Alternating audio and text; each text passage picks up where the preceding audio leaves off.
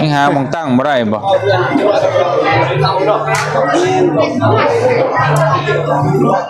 จะได้ทางไอ้กินข้าวกินน้ำแล้วบ่เรียบร้อยแล้วโดยกินอิ่มเรียบร้อยก็แซ่บแม่กินเพิ่นหาให้กินก็โอ้มีต้มไก่มีปิ้งหมูมีกระปุ้นเนาะพี่น้องหลากหลายแซ่บๆแม่มีแต่เนื้อแซ่บๆพี่น้องโอ้ยคนก็หลายเนาะก็เช้านี่หลายพี่น้องเพิ่นมาต้อนรับขึ้นเฮือนใหม่ถือว่าบ้านใหญ่เติบได้บ้านนี่กันเนาะใหญ่ระดับหนึ่งกันนะฮะบ่เคยจักเทื่อบ่เตียงกันเน้นหมู่บ้านนี่เคยหากได้เคยขึ้นเฮือนนี่แต่เฮือนน้องเดิมเฮือนน้องซาลี่แหละที่เคยมาแต่มันก็สิต่างกันหน่อยนึงเด้กับขึ้นเฮือนอยู่พุ่นก็ยังมีเฮือนต่อไปอีกจังได๋ก็ได้มากขึ้นอีกแม่นเฮือนน้องก็เดยนี่แม่นแล้วก็สิเฮือนน้องหานอีกโดยก่อนอื่นหมดนอกก็ขอขอบคุณทางพ่อแม่ผู้ใหญ่ใจบุญทุกท่านและ FC ทุกท่านและทีมงานเมิดสุขุสุคนเด้อที่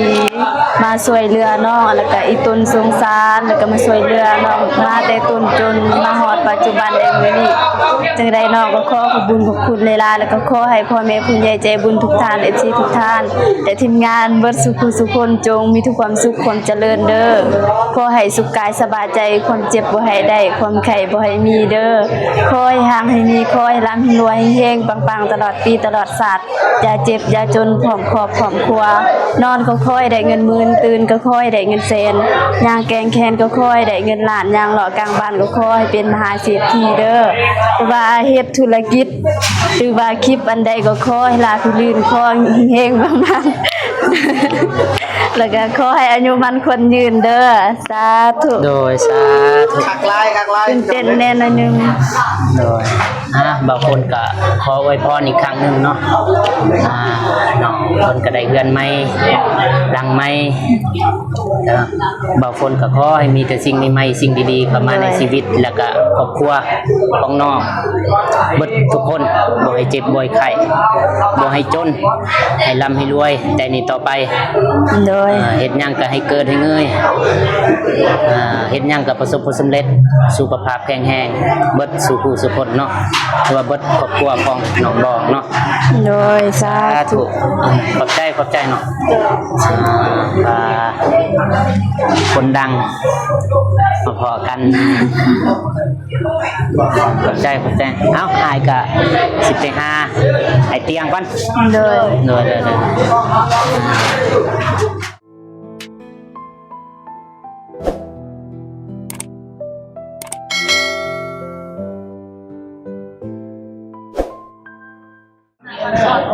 พ่อพี่น้อง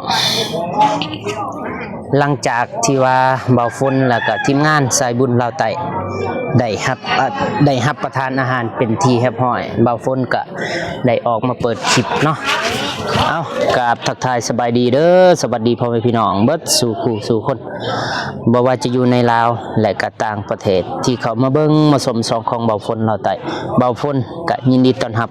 ทุกท่านทุกคนที่เขามาเบิ่งตอนนี้ก็เบาฝนก็อยู่ที่หน้าบ้านหรือว่าหน้าเฮือนของน้องบองเดี๋ยวเบาฝนก็สิไปทายหรือว่าไปถามความรู้สึกของน้องบองหรือว่าทีมงานสายบุญเหล่าไต่เบิดทุกคนเนาะแล้วก็ก่อนอื่นหมดเบาฝนก็ขอขอบใจทางน้องบองหรือครอบครัวของน้องบองที่ได้เชิญชวนทีมงานสายบุญเหล่าไต่แต่ละคนมาในงานครั้งนี้เบาฝนก็ยินดีที่ว่าน้องบองในเฮือนใหม่เดี๋ยวเบาฝนสิพาพี่พาน้องไปเบิ่งไปชมในงานในมือนี้เอาไปคนก็มาขอเบาเจ็บก่อนหมู่เนาะสบายดีบ่เจ็บสบายดีครับประทานอาหารเรียบร้อยแล้วเนาะเรียบร้อยอิ่มน้ำสำราญรู้สึกในไรมือนี้ถือว่าได้มาร่วมงานนำการขึ้นเฮือนใหม่ของน้องบองรู้สึกภูมิใจแต่ก็ดีใจนะที่น้องบองนึกถึงมาสั่นซะคิดว่าสิบ่ได้มาร่วมนะว่าน้องบองก็เสร็จมาแต่เมื่อวานนะเพิ่นว่า มาเด้ออ้ายเพิ่นว่าเห็นอะไรก็ต้องมานะ ก็เฮาก็ว่ายินดีเพราะว่าน้องเพิ่นก็ว่าอ้ายก็เป็นส่วนหนึ่งนะว่าเขาสิได้บาทนะว่าให้มาให้ได้ว่าซั่นซะเฮาก็ดีอกดีใจเป็นคนดีแล้วก็บ่ลืมบุญคุณคน เด้อ เดินมาเฮามาร่วมในครั้งนี้ก็ดีใจละประมาณนั้นแล้วก็ดีใจที่สุดก็คือได้มาร่วมกับไอ้เตียงคือเก่าอีก มายินดีกับน้องเนาะ ประมาณนั้น โอเคขอบใจเดี๋ยวบ่พ้นก็สิไปอัปเดตหรือว่าไปถ่ายทางในงานว่าเป็นไหนเนาะสบายดีอ่ะเดี๋ยวขออนุญาตเด้อ โดยป้าโซเนาะมาแล้วบ้านนี้มื้อนี้ทางอ้ายเพิ่นก็ได้มาเป็นคนสำคัญในงานนี้ก็ว่าได้ โดย เพราะว่าทางน้องบองก็สิขึ้นเฮือนหลายเทื่อแต่ว่าทางอ้ายเพิ่นก็ บ่ว่างเนาะ บ่ว่างบ่ได้ลงมาบัด โยกไปโยกมาอยู่พี่น้องเอ้ยก็เลยมื้อนี้ได้ลงมาน้องเพิ่นก็หามือขึ้น เด้อ ก็เลยได้เป็นมื้อนี้ก็มาร่วมงานมามอบเพื่อนมอบชาตินั่นแหละเนาะเพราะว่าได้มอบให้เพิ่นเรียบร้อยคักแน่เลยเพิ่นก็นำไส้เนาะให้เป็นเจ้าของเฮือนต่อไปนะต้องได้มอบคักแน่คือการกับเฮาซื้อดินซื้อดอนแหละแล้วก็มอบให้เพิ่นตู้มาเกะกะเพิ่นประจักษ์เนาะมันกำลังเอาเครื่องเสียงมาพี่น้องเนาะให้เพิ่นม่วนเต็มที่ซะ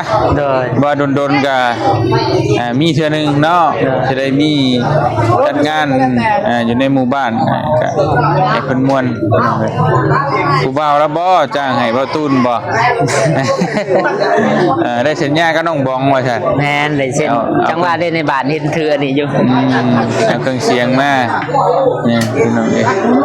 จะมือม่วนว่าซั่นซะเนาะมืองามแนมดี มือสรุปเนาะ แม่นมือสรุปก็จะม่วนซื่นก็คือกันเบิดนั่นแหละ เด้อ อยู่ใส่ก็แบบเดียวกันขึ้นบ้านใหม่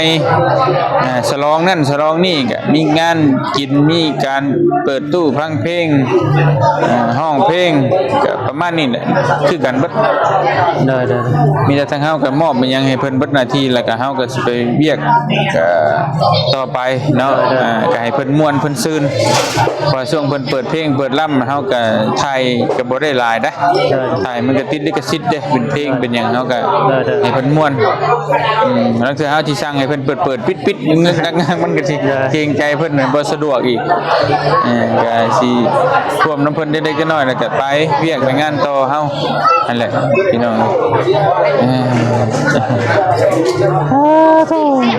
เนาะเต็มอะไรก็ยังบ่ลงโตบ่ยังหาหม่องตั้งบ่ได้บ่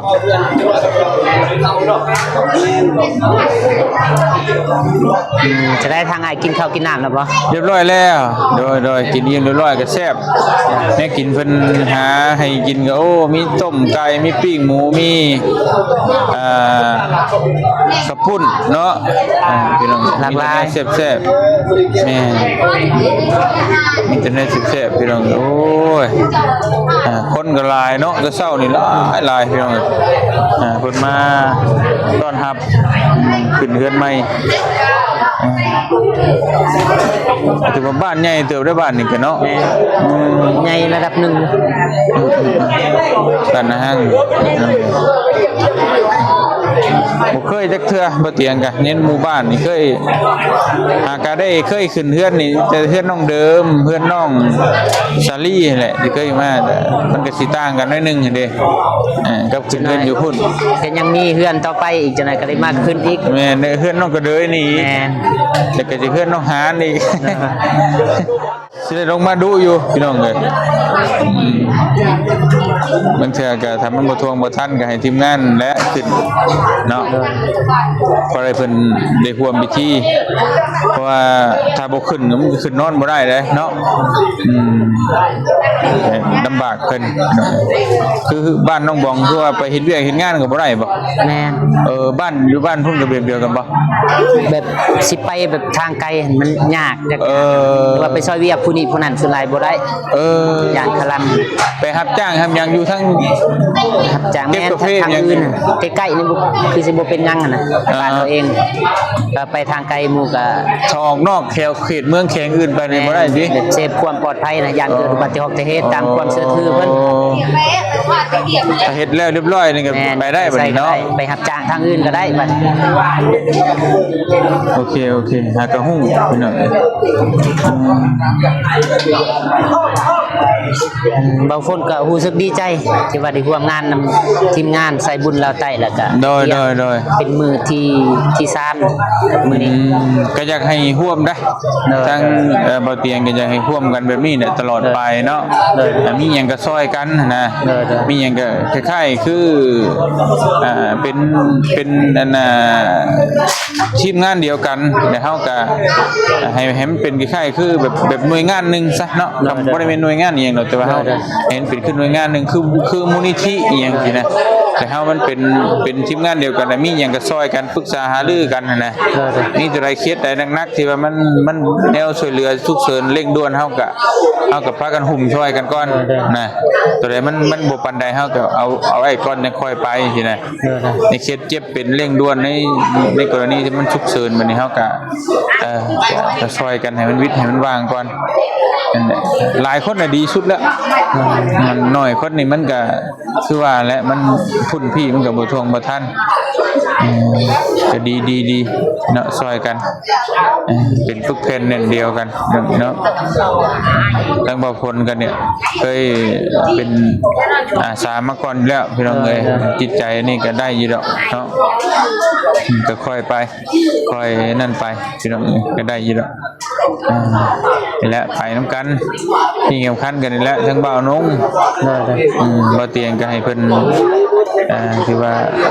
เบิ่งแยงแทนบ่เตียงแน่นะมีหยังก็ซอยบอกน้องๆเพิ่นต่อไปแหละเพราะว่า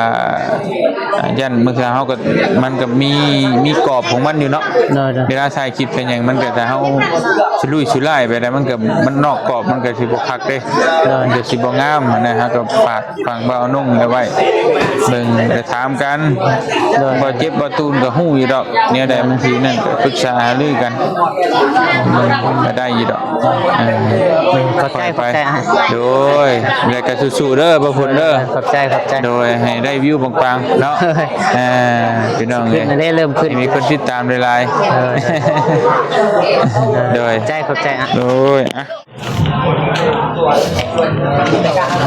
สบายดีเด้อสบายดีบ่นุ่งสบายดีพี่น้องเอ้ยโดยมื้อนี้ก็ได้มาร่วมงานของน้องบองเนาะทางโดยก็เลยอยากมาถามความรู้สึกบ่าวนุ่งที่ว่าได้มาในมื้อนี้ดีใจแล้วก็บ่เคยเห็นนะแบบตอนรับดีขนาดนี้นะเด้อ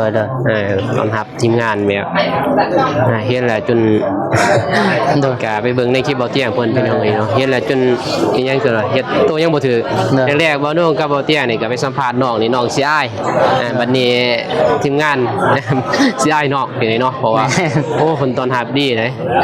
บ่จักล้างมือพี่น้องเอ้ยเนาะของกินของอยากโอ้หลากหลายพี่น้องเอ้ยเนาะหลากหลายเมนูเนาะบ่ตึงเกินว่าญาติพี่น้องก็ตอนรับอย่างดีนะก็ถือว่าคักพี่น้องเอ้ยเนาะทางลาวใต้ก็ถือว่าที่เคยซอยมากก็ว่าเป็นบอดี้ได้ก็ดีหมดแต่ว่ามันก็คนละแบบเด้คือน้องเดิมกับแบบนึงน้องซรี่กับแบบนึงน้องบ้องกับแบบนึงนะมันก็หลากหลายแต่ละบ้านแต่ละท้องถิ่นมันจะบ่คือกันเนาะแม่นแต่ว่าน้องบ้องนี่ก็มันมีแต่บนเดียวฮะแปลกสุดคือบอลคอขม่าพี่น้องเอ้ยเนาะคอขม่าเบานุ่งก็เพิ่งเคยเห็นนะว่ามีแบบนี้นำโอ้อยู่ลาวใต้ก็ยังบ่ทันเคยเห็นได้แต่ครั้งเดียวนี่แหละถือว่าในเรื่องเนาะบางคนก็เคยเห็นบ่แบบนี้บ่ครั้งแรกบ่คนแรกกันบ่แม่ดีอันนี้เป็นยังไงเนาะสอบถามทางบ่ตูนก็ได้ทางอ้ายก็ได้อ้ายก็สิพาไป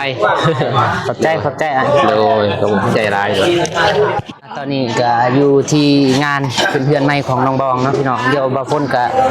สิมาถามบ่าวตูนเนาะความรู้สึกของสบายดีบ่าวตูน สบายดีนะ โอ้แต่งตัวรอเนาะมื้อนี้ โอ้มันก็ธรรมดาแล้วมาหาผู้สาวเนาะ มื้อนี้มาเป็นเจ้าภาพบ่เรื่องอะไร ฮะ มาเป็นเจ้าภาพมื้อนี้ ครึ่งบกครึ่งน้ำ เต็มสุดมื้อนี้สิกลับไปเฮียนแม่นบ่ อันนี้สิว่าเดี๋ยวสุดนี่สุดตั้งแต่สมัยเรียนม สุดนี่ตั้งแต่เรียนมหาลัยตัดสุดนี่ทำใบประกาศสุดนี่เรียนมหกม7แล้วก็มหาลัย4ปีสุดนี่เสื้อนี่เด้ แม่นบ่ 4ปีมหาลัยแล้วก็2ปีสามัญนี่ไปต่อมหาลัยเมียนี่เลยมหาวิทยาลัยแห่งศาสตร์เออ เอ้าบ่าวฝนก็สิถามความรู้สึกของบ่าวตูน โดย ที่บาได้มาในงานในมื้อนี้รู้สึกอะไรมื้อนี้ รู้สึกดีใจแบบดีใจกับน้องเพิ่นที่มีมื้อนี้นะก็เข้าใจอยู่ความรู้สึกน้องเพิ่นแบบว่าสิ่งที่เฮาเฮ็ดไปแล้วแม่นอยู่ได้อยู่เฮือนแต่ว่าเหตุของประเพณียังบ่ทันได้เฮ็ดนะก็ซ้ำมันบ่ทันแล้วนะเฮ็ดหยังก็มันกึกกะกึกกางแต่เดี๋ยวนี้ก็สำเร็จแล้วก็รู้สึกดีใจกับน้องเพิ่น ยินดีเนาะ แล้วก็รู้สึกเป็นเกียรติหลายที่น้องเพิ่นได้เชิญชวนทีมงานเฮามาเป็นเกียรติหลาย ต่อไปก็คือสิได้เข้ามาอีกเนาะบาง แล้ว ว่า ต่อไปก็จะได้มาเยี่ยมยามก็ดนเทื่อจะได้มา เด้อ ก็ดนเทื่อได้เข้ามาต่อไป อ้าวโอเคเดี๋ยวบ่าวฝนก็สิไปถ่ายหรือว่าไปหาน้องบองก่อน โดยไปมองอยู่เทิงนั่นแหละ เด้อขอบใจ บ่ต้องบรรยายนะ สบายดีน้องมึก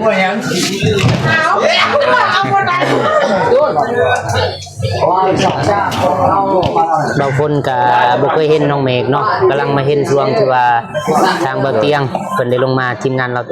ได้มาทางไต่เฮาบาง 2-3 มื้อก่อนบางคนเลยอยากมาถามความรู้สึกที่ว่าได้มาร่วมงานในการขึ้นเฮือนใหม่ของน้องบองมื้อนี้ โอ้มื้อนี้บ่ แน่ โดยก็ดีใจน้ำหนองเพิ่นหลายๆเพราะว่ามาช่วงแรกๆเพิ่นเนาะอยู่กับช่วงนั้นนะเพราะว่ามันกลัวมันยังนะช่วงฝนตกพอดีเลยตอนมาของกับบาดเจ็บบาตูนแรกๆนะต้นครอบครัวก็บ่สู้อยู่ดีนะมีแฮงเรื่อยๆกับป่วยมามื้อนี้ก็ดีใจหลายเนาะครอบครัวมันก็ดีขึ้นมีวันพักวันเช้าดีๆนะ แม่ดีน้ำน้อง ครับยินดีน้ำนองเพิ่น เอาขอบใจอ่ะ โดย อ่ายจักหนอง สำคัญนะมัน สำคัญเดี๋ยวขอบใจ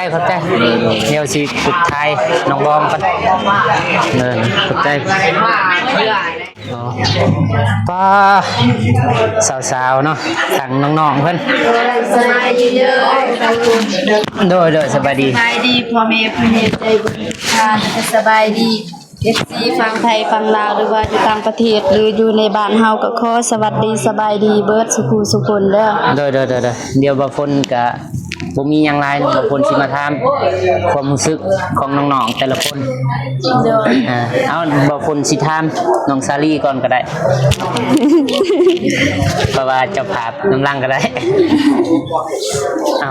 สบายดีน้องซาลี โดยสบายดีเบาคนโดยสบายดีพ่อแม่พี่น้องและผู้ใหญ่ใจบุญทุกท่านและ FC ทุกคนหรือว่าอยู่ในลาวพังไทยและต่างประเทศและคนอยู่ในบ้านก็ขอสวัสดีสบายดีเด้อเบิดสุขสุขคน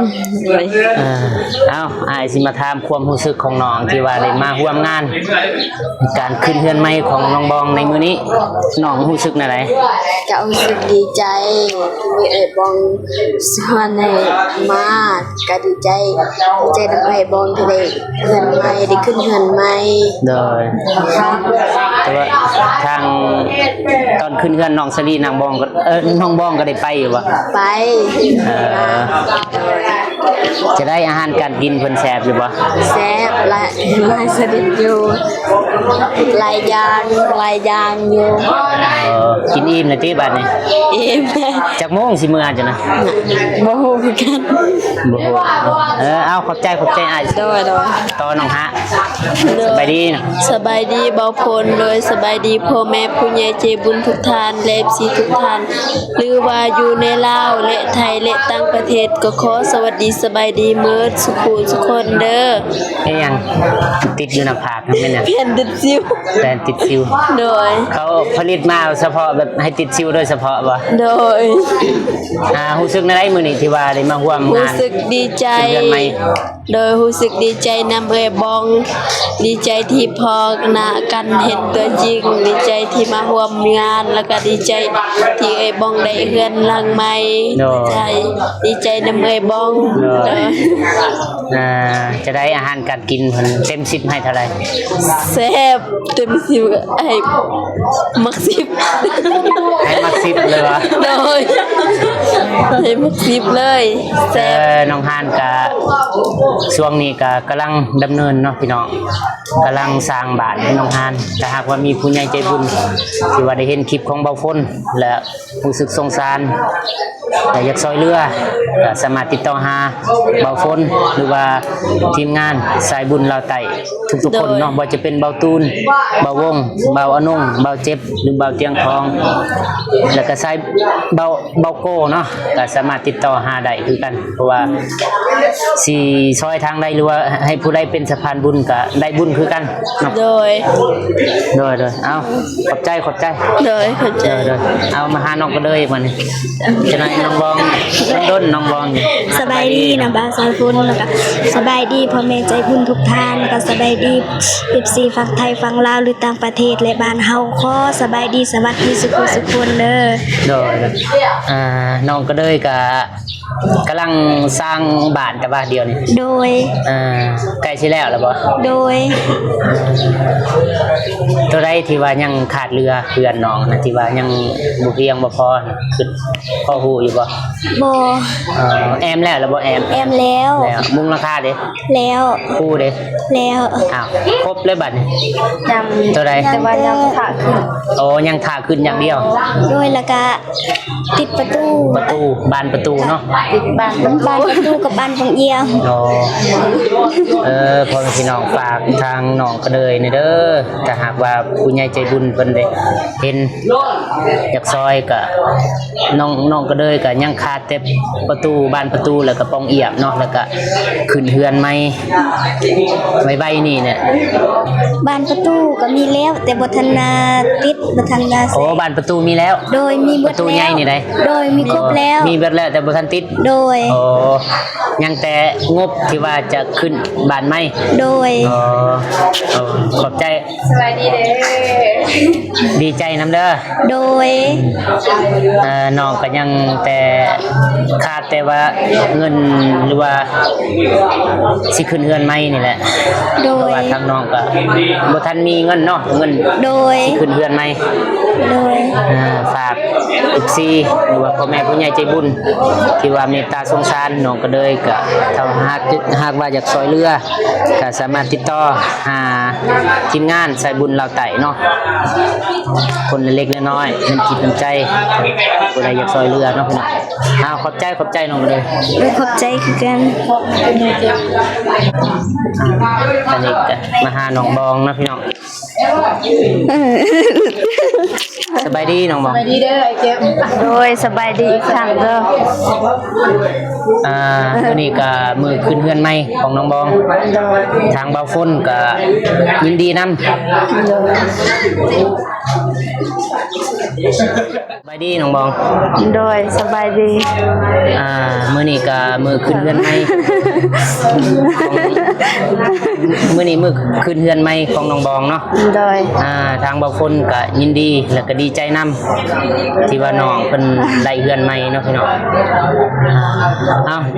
น้องรู้สึกในใดที่ว่าได้เฮือนใหม่ รู้สึกดีใจ ดีใจ รู้สึกดีใจแล้วก็รู้สึกดีใจที่น้องๆแล้วก็ทีมงานอ้ายมาแสดงความยินดีนำ เด้อได้เฮือนใหม่แล้วก็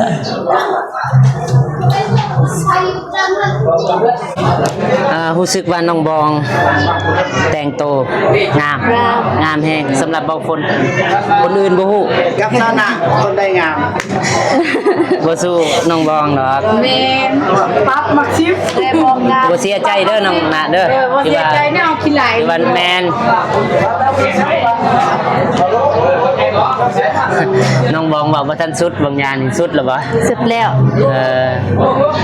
บางคนก็อยากให้น้องบองขอบอกขอบใจทีมงานหรือว่าผู้ใหญ่ใจบุญที่ว่าเคยซอยเรือน้องจนน้องได้เพื่อนลังไม้ลังใหญ่ลังงามมือนี้เอาน้องบองขอบอกขอบใจทางผู้ใหญ่แล้วก็ทีมงานแต่ละคนที่ว่ามาซอยเรือนะ ขอบใจรวมเลยก็ได้ แม่ขอบใจรวม ขอบใจคือเคยขอบใจปกติ โดยก่อนอื่นหมดเนอกก็ขอขอบคุณทางพ่อแม่ผู้ใหญ่ใจบุญทุกท่านและ FC ทุกท่านและทีมงานเมิดสุขุสุคนเด้อที่มาช่วยเหลือน้องแล้วก็อีตนสงสารแล้วก็มาช่วยเหลือน้องมาแต่ต้นจนมาฮอดปัจจุบันในมื้อนี้จังได๋น้องก็ขอขอบคุณหลายๆแล้วก็ขอให้พ่อแม่ผู้ใหญ่ใจบุญทุกท่าน FC ทุกท่านและทีมงานเบิดสุขุสุคนจงมีทุกความสุขความเจริญเด้อขอให้สุขกายสบายใจความเจ็บบ่ให้ได้ความไข้บ่ให้มีเด้อขอให้ห่างให้มีขอให้ร่ำให้รวยให้เฮงปังๆตลอดปีตลอดศาสตร์อย่าเจ็บอย่าจนพร้อมครอบพร้อมครัวนอนก็ค่อยได้เงินหมื่นตื่นก็ค่อยได้เงินแสนย่างแกงแคนก็ค่อยได้เงินล้านย่างหล่อกลางบ้านก็ค่อยเป็นมหาเศรษฐีเด้อแต่ว่าเฮ็ดธุรกิจหรือว่าคลิปอันใดก็ค่อยลาผู้ลื่นค่อยเฮงปังๆแล้วก็ขอให้อายุมันคนยืนเด้อสาธุ โดยสาธุ คักลาย ตื่นเต้นแน่นอนนึง โดยบางคนก็ขออวยพรอีกครั้งหนึ่งเนาะน้องคนก็ได้เฮือนใหม่รังใหม่บางคนก็ขอให้มีแต่สิ่งใหม่ๆสิ่งดีๆเข้ามาในชีวิตแล้วก็ครอบครัวของน้องเบิดทุกคนบ่ให้เจ็บบ่ให้ไข้บ่ให้จนให้ร่ำให้รวยแต่นี่ต่อไป โดย เฮ็ดหยังก็ให้เกิดให้เงยเฮ็ดหยังก็ประสบผลสำเร็จสุขภาพแข็งแรงเบิดสู่ผู้สุขคนเนาะหรือว่าเบิดครอบครัวของน้องบองเนาะ โดยสา สา ธุ ธุขอบใจเนาะคนดังมาพอกันขอบใจเอ้าอายก็สิไปหาไอ้เตียงก่อน โดย โดยโอเคพ่อแม่พี่น้องบ่าวฝนก็ได้ไปอัปเดตไปถ่ายทางทีมงานสายบุญลาวใต้แล้วก็ทางหนองบองเป็นที่เรียบร้อยแล้วเนาะบ่าวฝนก็ดีอกดีใจที่ว่าได้เห็นทางบ้านเพิ่นได้สามัคคีช่วยเหลือตอนรับแขกหรือว่าจัดงานพิธีขึ้นเฮือนใหม่ของครอบครัวน้องบองเนาะที่ว่าทางบ้านเพิ่นก็ช่วยเหลือเนาะเป็นบ้านที่ว่าเป็นแบบอย่างให้แก่บ้านอื่นๆได้เนาะพี่น้องบ่าวฝนก็ดีอกดีใจที่ว่าเห็นน้องบองสิว่าก็ประสบผลสำเร็จเนาะในขั้นตอนหนึงหรือว่าขั้นหนึงก็คือได้เฮือนใหม่แล้วก็มื้อนี้เป็นมื้อขึ้นเฮือนใหม่เนาะเป็นมือขึ้นเฮือนใหม่มือสรุปแล้วก็บ่าวฝนก็ยินดีนำเนาะแล้วก็ครอบครัวเนาะบ่าวฝนก็ได้มาร่วมงานมื้อนี้ก็รู้สึกเป็นเกียรติอย่างยิ่งที่ว่าทางน้องเพิ่นได้เชิญชวนทางบ่าวฝนบ่าวฝนก็ดีอกดีใจแล้วก็ก่อนอื่นหมดบ่าวฝนก็ฝากขอบอกขอบใจทางผู้ใหญ่ใจบุญแล้วก็ทีมงานสายบุญเราไต่ที่ว่าได้ซอยเรือแล้วก็ซัพพอร์ตน้องมาตลอดเนาะจนเฮ็ดให้น้องมีเฮือนอยู่แล้วก็มีชีวิตเป็นอยู่ที่ดีในระดับหนึ่งเนาะถ้าบ่มีพ่อแม่ผู้ใหญ่ใจบุญแล้วก็ FC หรือว่าทีมงานสายบุญเราไต่น้องก็คือสิบ่ได้แล้วก็คือสิบ่มีเฮือนอยู่ เนาะพี่น้องเอ้าบ่าวฝนก็บ่ลายเนาะก็คลิปยาวๆแล้วก็บ่าวฝนก็สิปิดคลิปหรือว่าสิจบคลิปเพียงเท่านี้เนาะพี่น้องพอๆกันคลิปหน้าสำหรับคลิปนี้บ่าวฝนขอกล่าวคำว่าสบายดีเด้อบ๊ายบาย